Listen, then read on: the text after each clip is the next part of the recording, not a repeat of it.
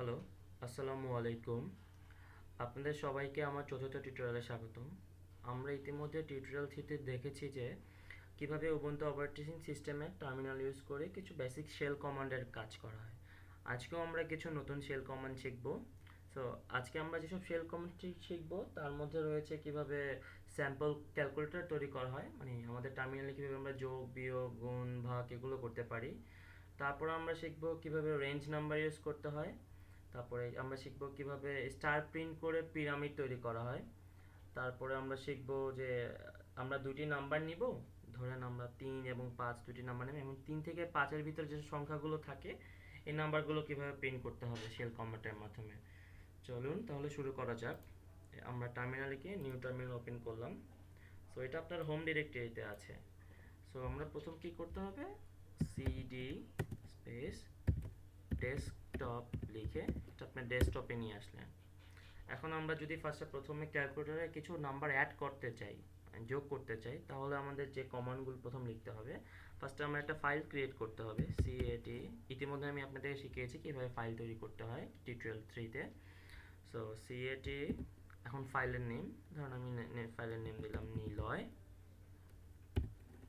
Dot S shell command. এই যে দেখেন ইতিমধ্যে আপনার এখানে একটা ফাইল ক্রিয়েট হয়ে গেছে।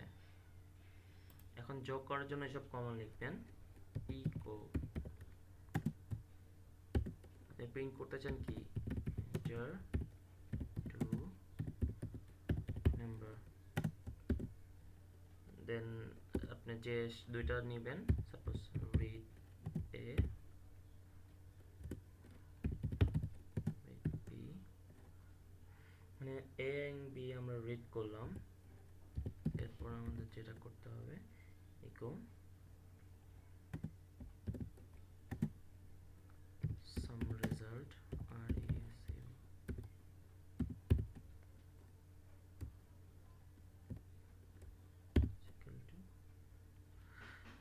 আমরা ডলার সাইন ইউজ করবেন, ডলার সাইন ফার্স্ট ব্র্যাকেট দুইবার, দেন ডলার সাইন এ যেটা আমরা রিড করলাম স্পেস প্লাস দিয়ে dollar sign B,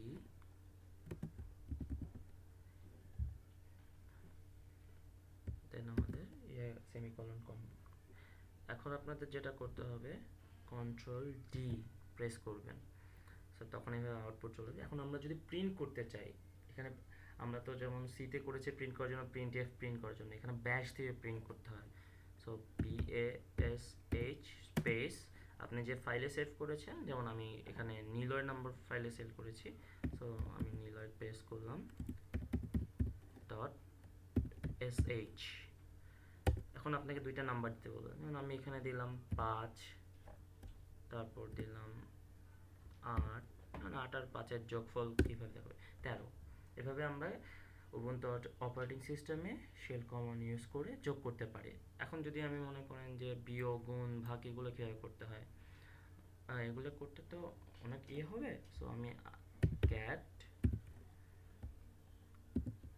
B dot SH একটা ফাইল তৈরি করলাম, এই যে এখানে তৈরি হয়ে গেল। সো আমি আগের থেকে এখানে ফাইলগুলো রেখে রেখেছিলাম। এই ফাইলগুলো আপনার জাস্ট টার্মিনালে লিখবেন। আপনি চাইলে আপনার ফোল্ডারের ভিতরেও লিখতে পারেন, তো কোনো সমস্যা নেই। পেস্ট করে দিলাম। যখন আমি এন্টার দিয়ে কন্ট্রোল ডি চাপবো, তখন ব্যাশ স্পেস আমি যে ফাইলের নাম নিয়েছি, সাপোজ আমি এখানে বি নিয়েছিলাম ডট SH দিলে, এখন আমি কিছু মাইনাস করতে চাই, এখন আমি 9 থেকে 2 মাইনাস করতে চাই, তাহলে কি হবে 7, এই যে এভাবে। সো এখন যদি আমরা গুণ করতে চাই তাহলে কি করতে হবে, ক্যাট, সব কিছুই আগের মতো থাকবে, শুধু এখানে যোগ বিয়োগ গুণের জায়গায় চিহ্নগুলো চেঞ্জ হয়ে যাবে। সো সাপোজ আমি এখানে সি নিলাম ডট SH, প্রত্যেকবার কিন্তু এখানে ফাইল তৈরি হয়েছে, আর আপনি চাইলে আপনি এটার ভিতরেও লিখতে পারেন। তো এখানে আমার প্রায়োরিটি দেবো এখানে লেখাটাই, কজ এখানে লিখলে আপনি ভুল হলে এটা মুছতে পারবেন, ঠিক করতে পারবেন। বাট যদি আপনি ওই টার্মিনালে লিখেন তাহলে কিন্তু একটা লাইন স্কিপ করে যে চলে আসেন তাহলে আবার করা যাবে না, আবার নতুন করে প্রথম থেকে করতে হবে। সো সে আমরা যে ফাইল জানেন, এখন আমরা সাপোজ আমরা এখানে ভাগ করতে চাই বা গুণ করতে চাই, আচ্ছা আমি গুণটাই দেখাচ্ছি।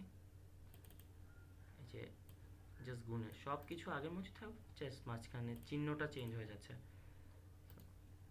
পেস্ট করলাম, দেন কন্ট্রোল ডি, আগের মতো ব্যাশ লিখতে হবে প্রিন্টের জন্য।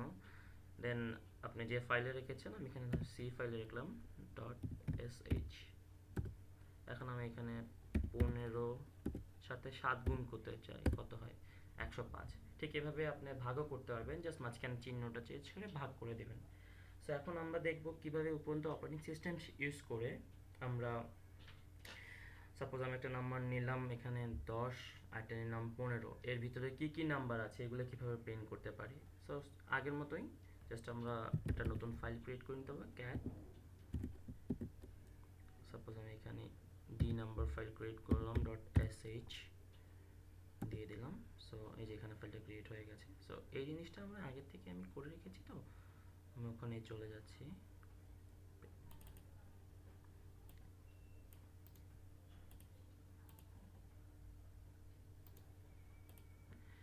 এখানে ফার্স্টে কি বোঝানো হয়েছে দেখেন, ফার্স্টে আমরা দুইটা নাম্বার নিতে হবে। আমরা এখানে এ রিড করলাম, বি নিলাম, দেন এখানে দেখালো if for I is equal to A, I যদি এর সমান হয় তাহলে আই ইজ ইকুয়াল টু অথবা গ্রেটার দেন বি হবে।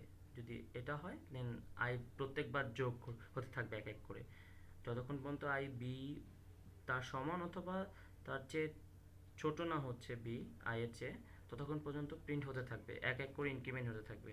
এই কথাটা এখানে বলা হয়েছে।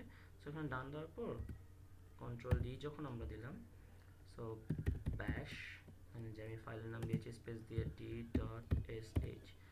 এখন আমি দেখতে চাই যে 10 থেকে 15, সাপোজ 4 থেকে আপনার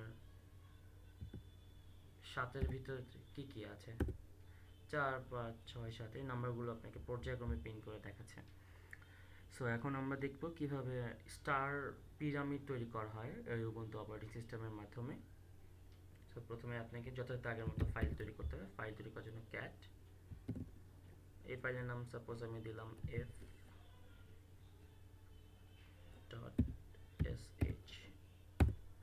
সো ফাইল তৈরি হয়ে গেছে। সো এটা আমি আগে থেকে একবার করে রেখেছি, জাস্ট আমি আপনাদেরকে দেখাচ্ছি।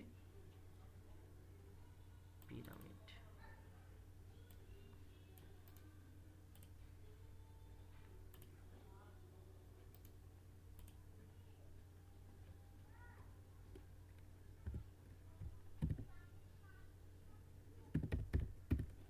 bash.f তম ফাইল, সরি স্পেস f.sh নিলাম। সাপোজ আমি 5টা স্টার প্রিন্ট করতে চাই। সো এই যে পিরামিড প্রিন্ট হয়েছে। সো এটা কীভাবে হয়েছে এটা আমি আপনাদেরকে এখন বুঝিয়ে দিচ্ছি।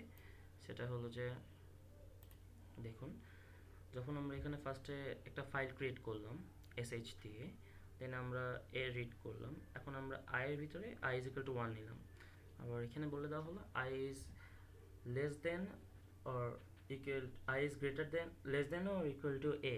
যতক্ষণ পর্যন্ত এই সূত্র মেনে চলবে ততক্ষণ পর্যন্ত একটা একটা করে ইনক্রিমেন্ট হবে।